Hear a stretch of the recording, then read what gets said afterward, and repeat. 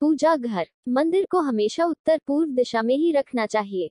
भूलकर भी घर के मंदिर को दक्षिण दिशा में ना रखें। इससे पूजा का फल नहीं मिलेगा और साथ ही आपकी मनोकामनाएं भी पूरी नहीं हो पाएंगी।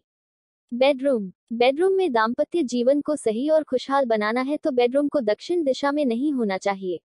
इतना ही नहीं, वास्तु के अनुसार बेडरूम का बिस्तर भी दक्षिण दिशा की तरफ नहीं होना चाहिए।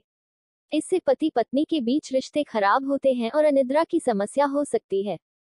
रसोई घर। रसोई घर को भी दक्षिण दिशा में नहीं बनवाना चाहिए।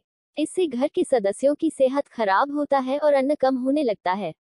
ऐसे में धन का आगमन भी रुकता है और घर में नकारात्मकता हावी होती है। जूते चप्पल। चून की वास्तु शास्त्र में दक्षिण दिशा को पितरों की दिशा कहा गया है, इसलिए इस दिशा में जूते चप्पल या शू रैक नहीं होना चाहिए। इससे पितरों का अपमान होता है और पितृ दोष लगने की आशंका बढ़ जाती है। ऐसे में घर में छोटी छोटी बातों पर कलह होती है और घर की सुख शांति बिगड़ सकती है। इसलिए दक्षिण दिशा में शू रैक ना रखें। हमारे यहाँ घर बनवाते समय वास्तु शास्त्र का बहुत ध्यान रखा जाता है। वास्तु सम्मत घर बनवाना और घर में वास्तु के नियमों का पालन करने से घर में सुख शांति बनी रहती है।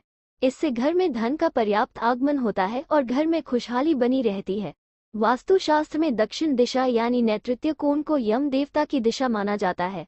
जो लोग वास्तु में विश्वास रखते हैं तो उन्हें ये जरूर जानना चाहिए कि वास्तु के अनुसार घर की दक्षिण दिशा में किन चीजों को नहीं रखना चाहिए। दरअसल वास्तु में दक्षिण दिशा को पितरों की दिशा भी कहा जाता है और यहाँ कुछ चीजें रखने से घर के सदस्यों को पितृदोष लग सकता है। चलिए जानते हैं कि दक्षिण दिशा में क्या क्या नहीं रखना चाहिए।